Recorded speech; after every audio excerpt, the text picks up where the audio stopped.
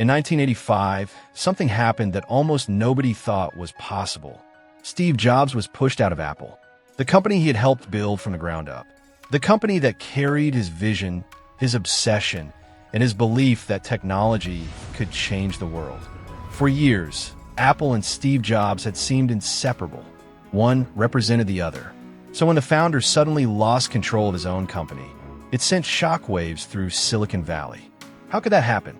How could a man who built one of the most innovative companies in history be forced out of the very place he created? At first glance, it sounds like a simple corporate dispute, a disagreement between executives, a struggle for power. But the reality was far more complicated, because this wasn't just a business story. It was a story about ambition, about ego, about vision, and about what happens when success arrives faster than anyone is prepared to handle. Long before Apple became one of the most valuable companies on earth, it was just an idea, a bold idea, one that most people didn't take seriously. In the late 1970s, computers were intimidating machines used mainly by businesses, engineers, and hobbyists. The average person had little reason to own one. Most people couldn't imagine a future where computers would become part of everyday life. But Steve Jobs could. He saw something that others didn't. He believed technology didn't have to be complicated. It didn't have to be reserved for experts. It could be elegant, simple, personal, and that belief would become the foundation of Apple. Together with Steve Wozniak, Jobs helped launch a company that would quickly capture the attention of investors, customers, and eventually the entire world. What started in a garage soon became one of the fastest-growing companies in America. Money poured in, demand exploded, and Apple suddenly found itself at the center of a technological revolution. From the outside, it looked like a dream.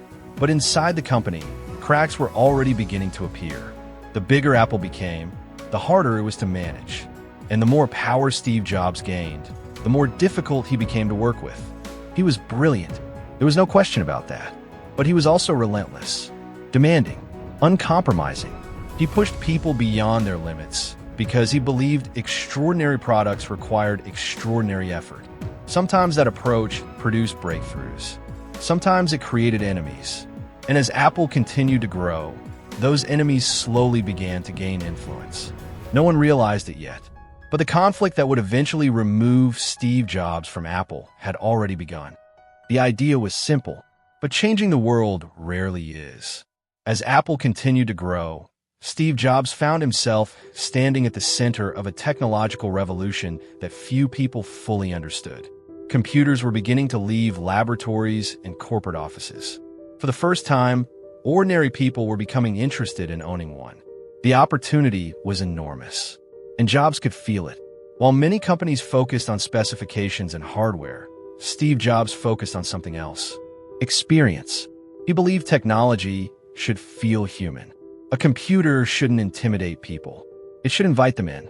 That philosophy would eventually become one of Apple's greatest strengths. But at the time, it sounded almost ridiculous. Many industry experts believed consumers cared only about performance and price. Jobs disagreed. He believed people cared about beauty, about simplicity, about emotion, and he was willing to bet the future of Apple on that belief. Inside the company, expectations were rising fast. Investors wanted growth. Customers wanted innovation. Employees wanted direction. And Steve Jobs demanded perfection from everyone around him. Sometimes the standards pushed teams to achieve things they thought were impossible. Other times, they created frustration and conflict. Yet despite the challenges, Apple's momentum seemed unstoppable. New products attracted attention. Sales continued to rise. The company's reputation grew stronger with every passing year. From the outside, it looked like a remarkable success story. A young entrepreneur turning a small startup into one of the most exciting companies in America. But success can be deceptive, because growth doesn't solve every problem. Sometimes it creates new ones. As Apple expanded, the company became more complex. Decisions became harder. Responsibilities multiplied. And the same bold personality that had helped Steve Jobs build Apple was beginning to create tension inside it. The larger the company became, the more difficult it was to manage through instinct alone. Apple was no longer a small group of dreamers working in a garage. It was becoming a corporation expected to deliver predictable results. And that meant balancing creativity with stability, vision with discipline, innovation with management. Steve Jobs excelled at one side of that equation. The other was becoming increasingly important. Meanwhile, competitors were watching closely. The personal computer market was changing. New players were entering the industry. Pressure was building from every direction, and Apple needed its next breakthrough. For Steve Jobs, that breakthrough had a name: Macintosh. He believed it would redefine personal computing forever. Not just another computer, a revolution, a machine designed for ordinary people. Elegant, accessible, different from anything the world had seen before. Jobs poured his energy into the project. He pushed engineers harder than ever. Deadlines became relentless. Expectations became enormous. Every detail mattered. Every decision felt critical. Failure was not an option. At least, that was the plan. Because while Steve Jobs was focused on changing the future, another challenge was quietly emerging inside Apple. A challenge that had nothing to do with technology, nothing to do with engineering, and everything to do with power. A challenge that would soon place Steve Jobs on a collision course with the very company he helped create. And when that collision finally arrived, it would change Apple's future forever. The Macintosh was supposed to be Apple's defining moment. The machine that would prove Steve Jobs was right. The product that would push personal computing into a new era. And when it was finally unveiled, it looked like the future. People were fascinated. The design was unlike anything else on the market. The interface felt revolutionary. For a brief moment, it seemed as if Jobs had done it again. But there was a problem. The excitement surrounding the Macintosh didn't translate into the success Apple had expected. Sales slowed. Inventory began to pile up. Investors grew nervous. And inside the company, difficult questions started to emerge. Was Apple moving too fast? Was Steve Jobs pushing the company in the wrong direction? Or was the world simply not ready for his vision? The answers depended on who you asked. To some employees, Steve Jobs was still the genius who had transformed Apple into one of the most important technology companies in America. To others, he had become a liability. Brilliant, but unpredictable. Visionary, but impossible to manage. As the pressure intensified, Apple faced a challenge it had never experienced before. The company needed stronger leadership. Not leadership driven by inspiration alone. Leadership capable of managing a rapidly growing corporation. And that brought attention to a man who seemed like the perfect solution. John Sculley. At the time, Sculley was one of the most respected executives in the business world. He had built an impressive reputation at Pepsi. He understood marketing. He understood corporations. And most importantly, he understood how to manage growth. Steve Jobs believed Sculley could help Apple become even greater. The two men appeared to be an ideal match. One was a visionary. The other was an experienced executive. One understood the future. The other understood business. Together, they seemed unstoppable. At first, everything went according to plan. Jobs and Sculley worked closely together. Publicly, they appeared united. The media praised the partnership. Investors felt reassured. Employees believed Apple was entering a new golden age. But appearances can be deceiving. Behind closed doors, tensions were quietly growing. The more time they spent working together, the more obvious their differences became. Steve Jobs believed innovation required risk.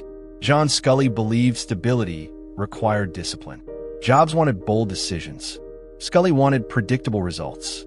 Jobs thought like a creator. Sculley thought like a CEO. Neither man was completely wrong, but their visions for Apple's future were becoming increasingly incompatible. Meetings grew more difficult. Disagreements became more frequent. Small conflicts turned into larger ones. And gradually, people inside the company began choosing sides. Some supported Jobs. Others supported Sculley. The divide became impossible to ignore. Apple was no longer fighting competitors. It was fighting itself. What had started as a partnership was becoming a power struggle. And with every passing month, the situation became more dangerous. Because in corporate battles, there is rarely room for two leaders. Eventually, Someone has to lose. Steve Jobs didn't realize it yet, but the battle for Apple's future had already begun. And the people sitting around Apple's boardroom table were about to make a decision that would change the history of technology forever. By 1985, the tension inside Apple had reached a breaking point. What had once been a disagreement between two leaders was now turning into an all-out battle for control of the company. Every meeting felt heavier. Every conversation carried hidden consequences. And every decision seemed to push Steve Jobs and John Sculley further apart. The atmosphere inside Apple was changing. Employees could feel it. Executives could see it. Even the board of directors understood that something had to give. The company was facing uncertainty. Macintosh sales were disappointing. Investors were becoming impatient. And confidence in Steve Jobs was beginning to fade. For years, Jobs had been the driving force behind Apple's identity. He was the visionary, the dreamer, the person who convinced everyone that impossible things could become reality. But now, many people were asking a different question. Could the same person who built Apple still lead it? Or had the company outgrown its founder? Those questions became impossible to ignore. Behind closed doors, conversations intensified. Board members met. Strategies were discussed. Alliances were formed. And while Steve Jobs remained focused on protecting his position, support around him was quietly disappearing. Then came the moment that changed everything. Jobs believed he still had enough influence to regain control. He believed he could outmaneuver Sculley. He believed the board would ultimately side with him. But he was wrong. When the decisive meetings took place, the outcome became painfully clear. The board had lost confidence in him. The executives he once inspired were now questioning his leadership. And the company he had built was preparing to move forward without him. In a matter of days, everything changed. Steve Jobs wasn't fired in the traditional sense, but he was stripped of meaningful power. His authority disappeared. His influence vanished. His role inside Apple became little more than symbolic. The founder of Apple had become a spectator inside his own company. For someone like Steve Jobs, that was unbearable. This wasn't just a professional setback. It was personal. Apple wasn't simply a business. It was his life's work, his identity, his obsession, and now was slipping away. The reality was devastating. At only 30 years old, Steve Jobs found himself facing a future he had never imagined. The company he loved no longer wanted his leadership. The dream he had spent years building was no longer his to control. Everything he had sacrificed for seemed to be collapsing around him. Later, Jobs would describe this period as one of the darkest moments of his life. He felt rejected, humiliated, lost. For the first time in years, he had no clear direction, no master plan, no vision for what would come next. Only uncertainty. And yet, hidden beneath that uncertainty was something neither Steve Jobs nor Apple could see. Because what looked like the end of his story was actually the beginning of a completely new chapter. A chapter that would eventually transform not only his own future, but the future of Apple itself. At that moment, however, none of that was visible. All Steve Jobs could see was failure. The company was gone. His position was gone. His dream was gone. And as he walked away from Apple, he had no way of knowing that the greatest comeback in business history was about to begin. For most people, being forced out of the company they created would have been the end. A career-defining failure. A humiliation too painful to recover from. The kind of defeat that follows a person forever. For a while, Steve Jobs felt exactly that. He later admitted that losing Apple shattered him. The company wasn't just where he worked. It was who he was. For years, every success, every product, every breakthrough had been connected to Apple. Without it, he felt lost. The future that once seemed so clear had suddenly disappeared. But something unexpected happened. After the disappointment began to fade, a new feeling started to emerge. Freedom. For the first time in years, Steve Jobs no longer had a board of directors watching his every move. He no longer had executives questioning his decisions. He no longer had shareholders demanding immediate results. And with that freedom came a new opportunity. The opportunity to start over. Instead of retreating from the technology world, Jobs did what he had always done when faced with a challenge. He built something new. That company was called Next. On the surface, Next looked like a fresh start, a second chance, an opportunity to prove that Apple had made a terrible mistake. Jobs poured his energy into the company, just as he had done before, obsessing over details, demanding perfection, pushing boundaries. The products were innovative, beautifully designed, years ahead of their time. But success didn't come quickly. Next struggled to gain widespread adoption. The company never became the giant that Apple once was. For many people, it looked like another failure. But what they couldn't see was that something far more important was happening behind the scenes. Steve Jobs was changing. The man who had left Apple was not the same man who was building Next. Experience was teaching him lessons that success never could. Patience, perspective, leadership. At the same time, another unexpected opportunity entered his life. A small graphics division purchased from Lucasfilm. At first, few people paid attention to it. It seemed like an unusual investment, a risky distraction. But Steve Jobs saw potential where others saw uncertainty. That small division would eventually become Pixar. And Pixar would go on to change animation forever. Suddenly, the man many believed was finished was quietly building the foundations of another revolution. Meanwhile, back at Apple, things weren't going well. The company that had once dominated innovation was losing its direction. Competitors were advancing. Products were struggling. The excitement that once surrounded Apple was fading. Year after year, the situation became more serious. The company needed answers. It needed leadership. It needed a vision for the future. And increasingly, there was one question nobody could avoid. What if Steve Jobs had been right all along? It was a question that would have sounded impossible only a few years earlier. After all, Apple had removed him. The board had rejected him. The company had chosen another path. Yet now, that path seemed to be leading nowhere. Then the unimaginable happened. Apple decided to bring Steve Jobs back, not as a guest, not as an advisor, but as the person capable of saving the company. Years after being pushed out, the founder returned. And this time, everything was different.